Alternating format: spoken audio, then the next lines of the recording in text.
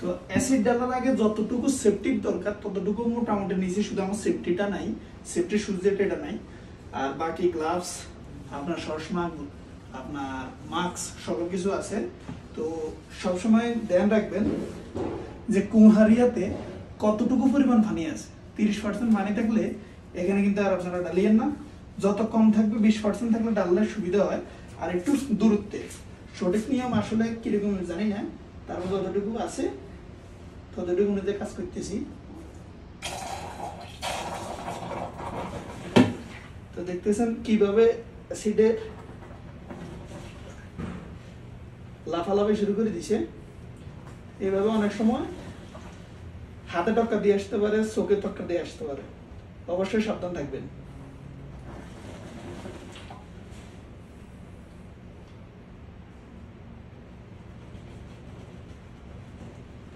কাটে দেন।